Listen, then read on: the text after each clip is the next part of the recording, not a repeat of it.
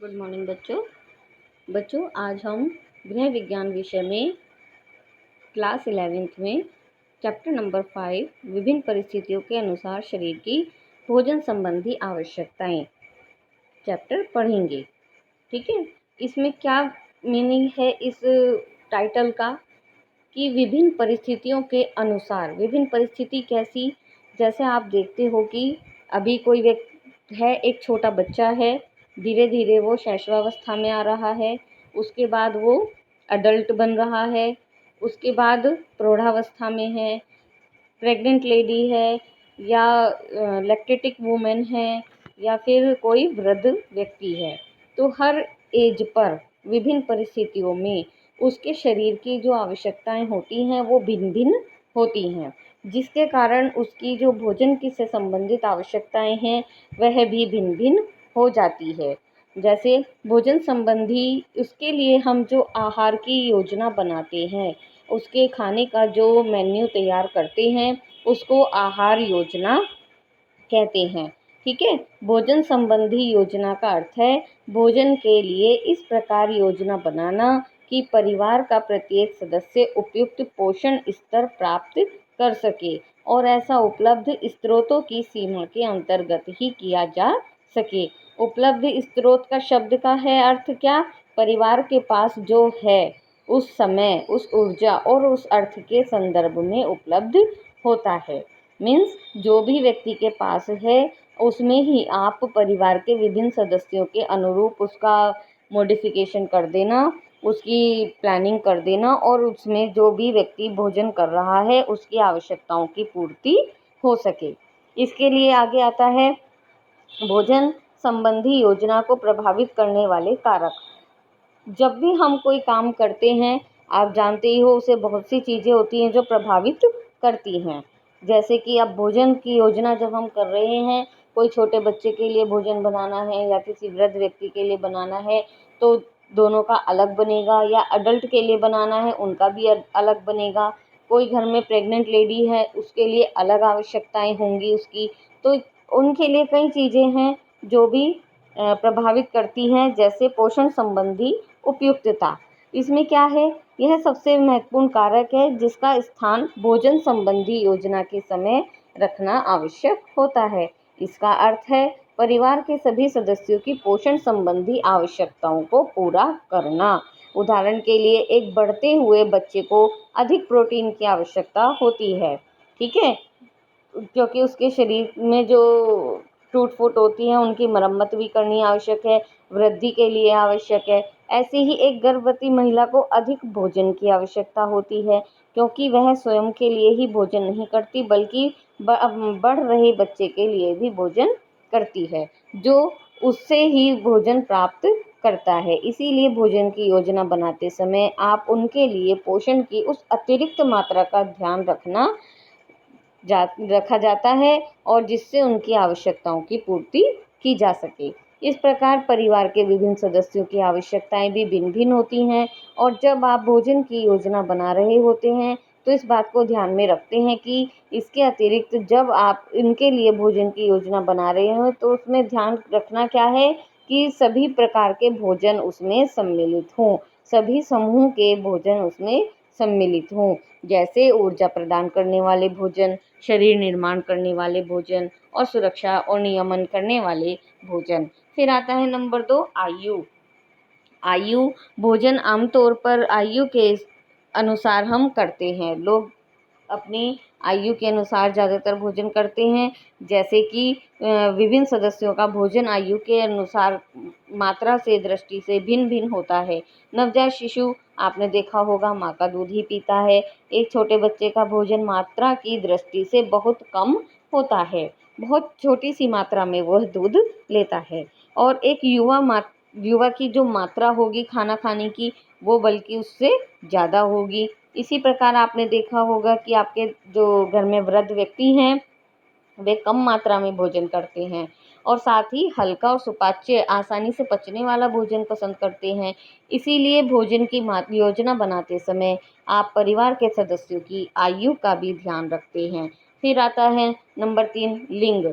लिंग में क्या है कि वह युवा है, या युवा में भी वह पुरुष है या स्त्री है, ठीक है, क्योंकि दोनों की, स्त्री और पुरुष की, जो भोजन संबंधी आवश्यकताएं होती हैं वह अलग अलग होती हैं। नंबर 4 आता है गतिविधियाँ। व्यक्ति द्वारा किए जाने वाले कार्यों का प्रकार भी उसके भोजन के प्रकार और मात्रा को प्रभावित करता है। एक मजदूर न सिर्फ अधिक मात्रा में खाना खाता है, बल्कि उससे अधिक ऊर्जा की भी उसे आवश्यकता होती है, क्योंकि वह कड़ी मेहनत करता है। उसका शरीर अधिक ऊर्जा प्रयोग में लाता है जब वह कड़ी मेहनत कर रहा होता है। इसीलिए जब आप ऐसे व्यक्ति के भोजन की, जो कड़ी मेहनत कर रहा होता है, शारीरिक श्रम ज़्यादा कर रहा होता है, उसके लिए भोजन की योजना बनाते हैं, तब आप उसके भोजन में ऊर्जा प्रदान करने वाले खाद्य पदार्थों का ज़्यादा सम्मिलित करते हैं।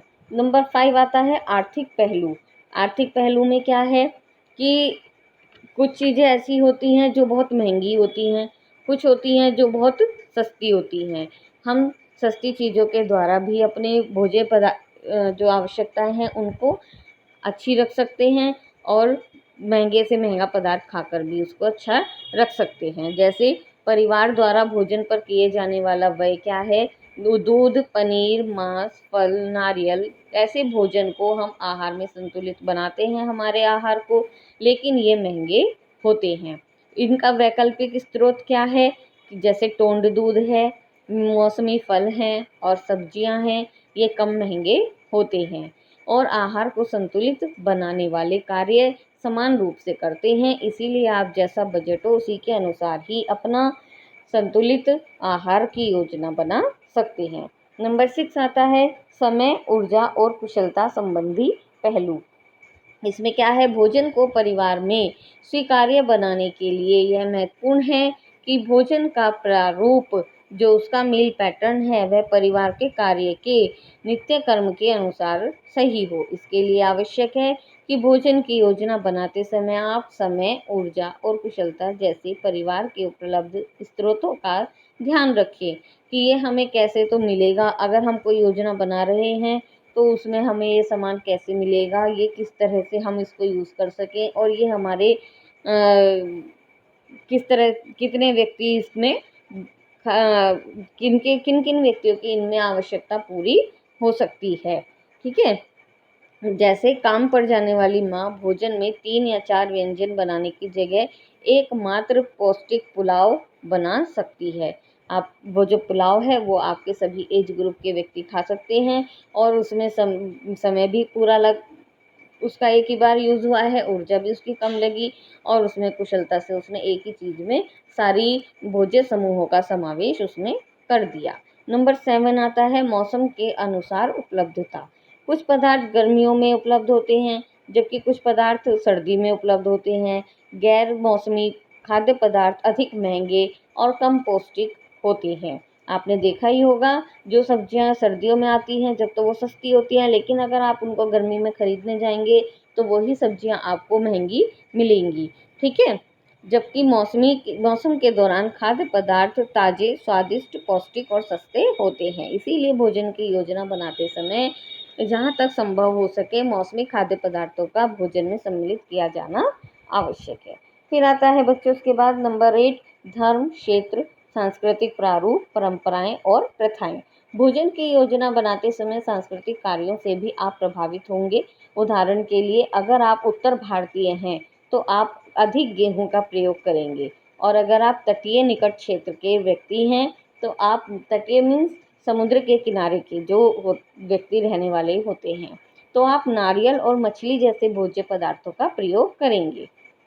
और अगर आप दक्षिण भारतीय हैं तो आपका मुख्य भोजन चावल होगा।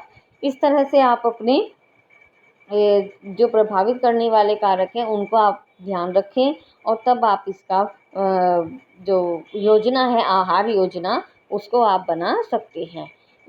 इसमें आपके शाकाहारी और मांसाहारी, इनका भी ध्यान रखना बहुत ज़्यादा आवश्यक है। फिर आता है रंग और रचना में विविधता। रंग और रचना में कैसे 2 भोजन जैसे बने। नंबर 1 में क्या है, चपाती, फिर चावल, अरहर की दाल, उसमें आप दूसरी में राजमा भी बना सकते हैं, ठीक है। कद्दू की सब्जी है या आपने भिंडी बना ली, दही है आपने उसको दही का मॉडिफाई कर दिया, कोई रायता बना दिया, सलाद में आपने खाली मूली या प्याज ले ली, या आप सलाद में पत्ता गोभी, खीरा, ककड़ी आदि भी ले सकते हैं, एक आपने पापड़ भी बना लिया। मीन्स आपका क्या है कि आप उसके जो थाली आपने लगाई है, मेन्यू प्लान किया है, उसमें आप रंग और रचना भी उसमें देख सकते हैं कि किस रंग की कितनी सब्जियां हैं। ऐसा ना हो कि सारी येलो कलर की हो गई या सारी ग्रीन ग्रीन हो गई। आप उसमें अलग अलग कलर की भी कुछ ऐसे मिक्सअप करके चीज़ें बना सकते हैं। इसके बाद आता है व्यक्ति की पसंद और नापसंद। व्यक्ति की पसंद और नापसंद में क्या है, कुछ व्यक्ति किसी चीज़ को पसंद करते हैं खाना, कोई किसी चीज़ को पसंद करते हैं। आपने देखा होगा बहुत से व्यक्ति आपके परिवार में ऐसा होगा कि दूध पसंद नहीं करते, लेकिन आप उसे अगर दही, पनीर, मिल्क शेक या कस्टर्ड पुडिंग दें उसका बनाकर दे सकते हैं। वो डायरेक्ट दूध नहीं पीते। कुछ व्यक्ति ऐसे होते हैं दही पसंद नहीं करते, ठीक है। तो इस तरह से अगर कोई हरे पत्तेदार सब्जियां हैं वो खाना पसंद नहीं करता, तो क्या करेंगे आप, इसका तरीका है आटे में मिलाकर उसको आप यूज़ कर सकते हैं, या कटलेट या पकौड़ी बनाई जा सकती हैं, कोफ्ता, इडली, वड़ा आदि इन रूपों में भी हम उसको बना के वो सामान कोई भी पदार्थ है वह खिला सकते हैं। फिर आता है संतोष का स्तर। संतोष का स्तर क्या है बच्चों, जब हम कोई कार्य करते हैं और जब तक वह हमारा कार्य पूर्ण होता है, उसकी जो आवश्यकताएं हैं कार्य की वो पूरी हो जाती हैं, तो हमें एक संतोष की अनुभूति होती है।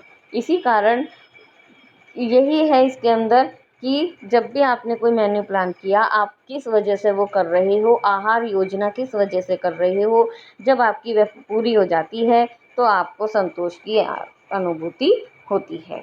फिर आता है आगे नेक्स्ट हेडिंग, विभिन्न आयु समूह के लिए परिवार के भोजन में संशोधन। ठीक है, संशोधन में क्या है, आयु समूह के लिए जो परिवार में व्यक्ति हैं, परिवार में 2-3 एज के व्यक्ति तो रहेंगे ही रहेंगे। एक छोटा बच्चा है, एक अडल्ट है, एक एडोलेसेंस है, एक वृद्ध है। ये 4 पीढ़ी तो आपके परिवार में होंगी ही होंगी। इनका क्या है कि उदाहरण के लिए माता पिता, दादा दादी, स्कूल जाने वाला बच्चा और एक युवा लड़की। अब आप ये जानते हैं कि इन सभी की आवश्यकताएं भी भिन्न भिन्न होती हैं। अगर आपको इनके लिए भोजन बनाना है तो आप कैसे बनाएंगी, और अलग अलग व्यक्ति की पोषण संबंधी आवश्यकताएं भी अलग अलग होती हैं, तो उनके लिए एक सामान्य भोजन बनाएंगे और उसमें भिन्न भिन्न पोषण संबंधी आवश्यकता अनुसार उनको परोसेंगे। इसमें आता है आपके 2 प्रकार से संशोधन होता है, परिमाणात्मक संशोधन और गुणात्मक संशोधन। जब आप एक ही भोजन में प्रत्येक सदस्य की आवश्यकता के अनुसार संशोधन कर रहे हैं, उसी आहार को डाइट मॉडिफिकेशन कहते हैं।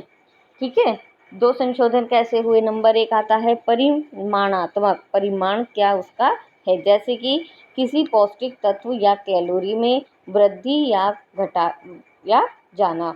मीन्स किसी को तो ज़्यादा कैलोरी की आवश्यकता होती है, किसी को कम की होती है, तो हम उसकी डाइट जो बना रहे हैं उसके लिए कम या ज़्यादा करना। जैसे एक गर्भवती स्त्री की अधिक प्रोटीन संबंधी आवश्यकता की पूर्ति और भोजन में अधिक प्रोटीन वाले भोजनों को सम्मिलित करके की जा सकती है। इसी प्रकार एक बढ़ते बच्चे को अधिक प्रोटीन की आवश्यकता होती है, एक धावक को भी अधिक प्रोटीन की आवश्यकता होती है। तो हमने अपना एक डाइट प्लान किया जिसमें प्रोटीन की मात्रा हमने ज़्यादा रखकर उसकी आहार योजना तैयार की। दूसरा आता है आहार में गुणात्मक संशोधन। गुणात्मक कैसा, इसका अर्थ है कि भोजन में स्वाद, मसालों की मात्रा और रेशों की मात्रा में आवश्यकता अनुसार परिवर्तन किया जाना। आपने देखा होगा कि माँ किस प्रकार अलग अलग कटोरे में थोड़ी उबली दाल लेती है, उसे मसलती है और 6 वर्ष के बच्चे को देती है। दाल में कोई मसाला नहीं होता, नमक और हल्दी को छोड़कर। थोड़े बच्चे बड़े हो गए तो उसमें उसको अच्छी तरह से पकाई और उसको मसलकर मसली गई खिचड़ी खिलाई जाती है। बूढ़े लोगों को कच्चा सलाद, साबुत दाल या राजमा जैसे भोज्य पदार्थ दिए जाते हैं। इसी आहार के बारे में क्या विशेष है, यह मुलायम है और इसमें मसाले नहीं हैं। यह आहार गुणात्मक संशोधन होता है। ठीक है, कि हमने उसके गुणों में परिवर्तन कर दिया। इस तरह से बच्चों आपका जो आहार संबंधी आवश्यकताएं हैं, जो प्रभावित करने वाले कारक हैं, वो हमने आज इस चैप्टर में किए हैं। अगले में हम जो डाइट प्लान होता है, मेन्यू प्लान करते हैं, वो कैसे करते हैं वो हम सीखेंगे। ठीक है बच्चों, कोई भी प्रॉब्लम है आप इस वीडियो को थोड़ा ध्यान से सुनें, समझें और इसको अच्छे से याद करने की कोशिश करें।